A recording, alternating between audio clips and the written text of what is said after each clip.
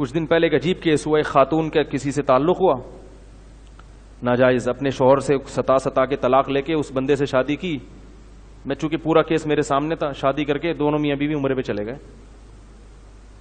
میں کہا واہ بھائی واہ ہے بھائی، کسی کی بیوی ہے، تعلقات غلط، اور بلا وجہ جو عورت اپنے شوہر سے طلاق لے، بعض روایات میں آتا ہے جنت کی خوشبو بھی نہیں سونگے گی.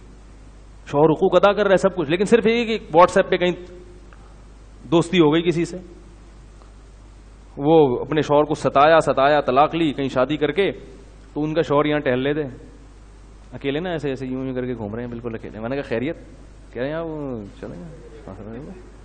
میں نے کہا کہاں ہیں آج کل وہ؟ میرا خیال تھا بھاگ کے کہیں گئے ہوں گے، وہ شادی کر کے بھاگی کہیں گئے ہوں گے، کہیں ادھر سوئٹزرلینڈ وغیرہ کی طرف نکل گئے ہوں گے کہ چلو وہاں جا کے عیاشی کریں گے، فلمیں دیکھیں گے، ڈرامے دیکھیں گے.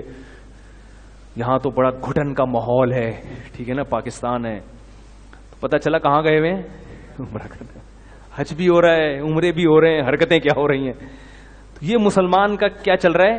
ان کو یہ احساس ہی نہیں ہے کہ بھائی قیامت میں اس کا جواب دیں. مزے تو اڑا لیے دنیا میں، قیامت میں اس کا جواب دینا پڑے گا ہمیں. ہاں حقوق ادا نہ کر رہا ہو پھر ایک الگ بات ہے، پھر تو ہم خود مشورہ دیتے ہیں. آج کل ہم الٹے مشورے بھی شروع کر دیے لوگوں میں.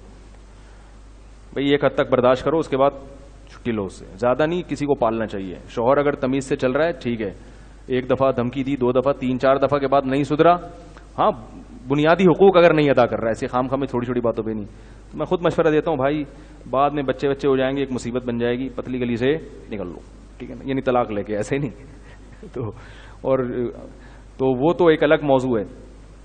لیکن حج بھی گنگا کا کیا اور کعبہ کا اشنان بھی، خوش رہے رحمان تو راضی رہے شیطان بھی. تو یہ سیزن چل رہا ہے. اللہ تعالیٰ نے جو جہنم کی آگ رکھی ہے وہ گناہوں پہ رکھی ہے. ویڈیو کے نیچے سبسکرائب کے بٹن پہ کلک کریں، بیل کے آئیکن پہ کلک کیجئے تاکہ ہر نئی ویڈیو کی نوٹیفیکیشن آپ کو مل جائے.